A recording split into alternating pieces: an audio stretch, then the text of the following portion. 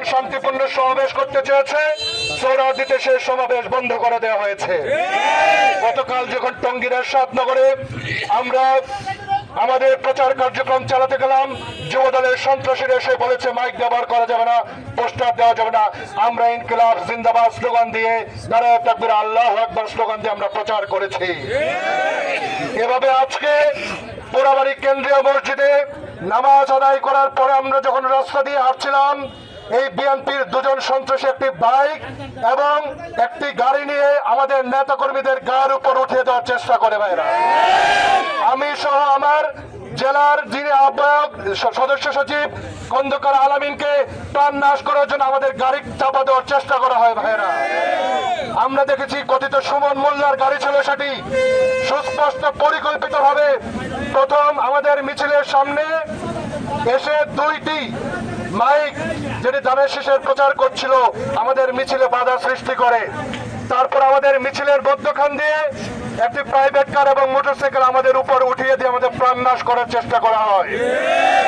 এভাবে যদি সন্ত্রাসী কর্ম চালানোর চেষ্টা করা হয়, আমরা সুস্পষ্টভাবে বলছি 12ই ফেব্রুয়ারি নির্বাচনের আগে আমরা অভ্যুত্থানের রাজনীতি শুরু করবো ইনশাআল্লাহ।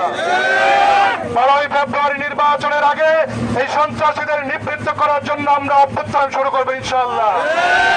টেবিল হাট হয়েছে, এই ধানের শীষের সন্ত্রাসের বিরুদ্ধে আরেকটি কম্বিন অপারেশন চালানোর জন্য অন্তর্বর্তীকালীন সরকারের প্রতি অনুরোধ করছি আমরা। গাজীপুরে জুলাই যুদ্ধের এখনো শেষ হয়ে যায় নাই।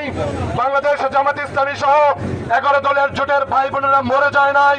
আমাদের পথের মধ্যে গাড়ি চাপা দিয়ে হত্যা করার চেষ্টা করবে, আর এখানে ধানের শীষের এই মাস্তানরা প্রকাশ্য দিবালোকে ঘুরে বেড়াবে, এটি হতে পারে না।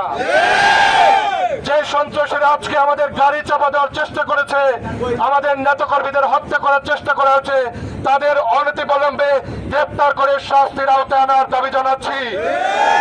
নতুবা রিটার্নিং অফিসার এবং জিএমপি কমিশনারকে গাজীপুর থেকে চলে যেতে হবে। আমাদের প্রার্থীদের এবং আমাদের নেতাকর্মীদের এবং মানুষের নিরাপত্তা না দিতে পারলে আপনাদের এখানে বসে আঙ্গুল চষার কোনো সুযোগ নাই। বাংলাদেশ জামাত ইসলাম সহ জাতীয় নাগরিক পার্টি, আমাদের যুব শক্তি, ইসলামী ছাত্র শিবির, আমাদের শ্রমিক শক্তি সহ খেলাফতে মজলিস সহ যে কোনো দলের নেতাকর্মীদের গায়ে একটি আঁচল লাগলে কিয়ামত নেমে আসবে গাজীপুরের। আমাদের ধৈর্যের পরীক্ষা নেবেন না। আজকে গাড়ি চাপা দেওয়ার চেষ্টা করেছেন, আগামীকাল সুস্পষ্টভাবে আপনারা গুলি ছুড়বেন। এর আগে আমাদের যুগের তলায় দুজন সন্ত্রাসী জাতীয় নাগরিক পার্টির সদস্য হাবিবের মাথা টার্গেট করে 2 রাউন্ড গুলি ছুড়ে। বাইরা, এখনো গাজীপুরে পুলিশ প্রশাসন এই 2 সন্ত্রাসীকে গ্রেফতার করতে পারে না, অস্ত্র উদ্ধার করতে পারে নাই।